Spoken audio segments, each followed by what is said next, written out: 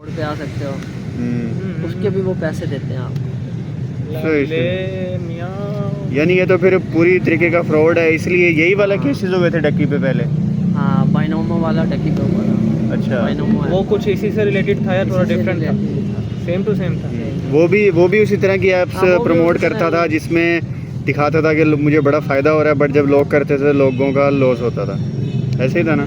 ऐसे लिंक करवाना और उनका जो ज्वाइन करवाना, एफिलिएशन करवाना, और जो एफिलिएशन होती थी वो भी डक्की को फ़ायदा होता था। और इस तरह के जितने भी इन्फ्लुएंसर्स हैं, सिंपल सी बात है, अगर आपका ऐप है ना, आपने किसी और को लिंक करवाया और ये देखो, अगर मेरी ऐप है, मैंने एक और ऐप ही बना ली, वो अलग से बनाई, मैंने उसमें किसी से इन्वेस्ट करवा लिए, इन्वेस्टर से 1 करोड़ करवा लिया, समझो वो लॉस हो गया, उसकी नज़र में वो लॉस हो गया। वो जो लॉस जाएगा, वो जो क्या नाम है उस ऐप से लिंक होगा, उसको मिल जाएंगे 80 लाख रुपए तक। सही। उसको आपने इन्वेस्टर को शो करा दिया कि भाई मेरा लॉस हो गया और आपको पैसे चले गए, लेकिन बैकअप पे आपके पास जो लिंक वाला था उस पर आपको प्रॉफिट हो गया 80 लाख। इस तरह होता है। बहुत गलत हो रहा है यार। ऐप वाले हैं ना, वो कभी भी अपना हिस्ट्री शो नहीं करवाते क्यों? क्योंकि वो हर दफ़ा अपना वो चेंज करते रहते हैं। सही।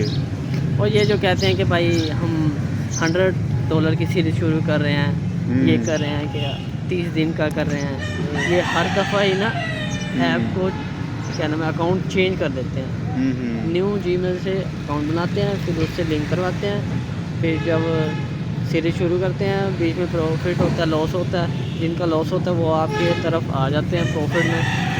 इस तरह से सिस्टम चलता है, सिस्टम मिला देंगे। सही।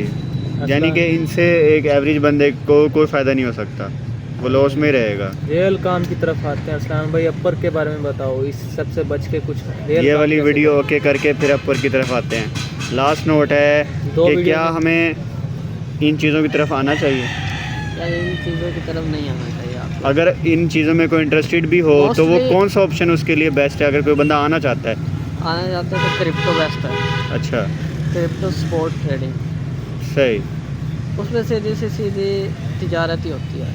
अच्छा, आप पैसे देते हो, वो कॉइन खरीदते हो आप, कल को वो प्रॉफिट में भी जा सकता है। जैसे आप गोल्ड को ले लो, सही, समझ गया। गोल्ड ले लोगे, कल को प्रॉफिट, यानी आपने for example gold as a currency लिया।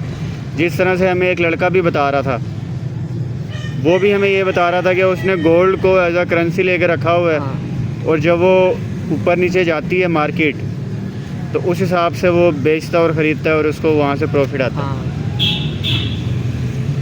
सही। तो ये फुली श्योर है कि बिल्कुल हलाल है? हाँ, स्पॉट ट्रेडिंग फुली हलाल। अच्छा, सही। चलो ठीक है भाई, ये आपको थोड़ी सच्चाई थी, आपको बता दी है, बाकी आप लोग खुद देख लें।